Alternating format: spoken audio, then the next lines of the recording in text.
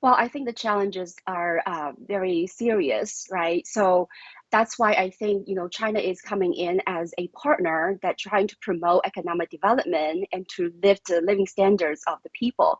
So when it comes to trade, as you just mentioned, a lot of people were asking, China is there just to have the resource grab. But let's face it, I think even if these countries are trying to export the industrial products, there are these barriers. For example, when it comes to cobalt, right? There's definitely the process where African countries should try to refine some of these cobalt instead of just exporting the cobalt ore. But the difficulty is, for example, power. Right now, half of the continent's people don't have access to electricity. South Africa right now is, facing the rolling blackouts and all of these.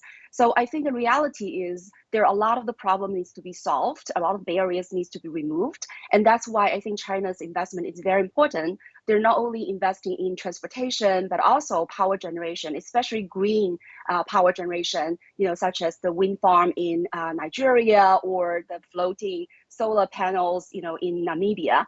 And so all these could help to provide a condition for, industrial upgrading to better the trade structures. Not to mention China is also planning to give 8,000 commodities duty-free status for Africa. So that would help to increase China's imports from Africa, to $300 billion by 2030. So I think all of these efforts will be tremendously helpful. And the last point that I want to make is, China is also really helping with, some of the very immediate needs of African people, such as last year, China funded and helped to fund $80 billion worth of the, similar to CDC in Africa to help to, promote health, to, reduce the spread of epidemics.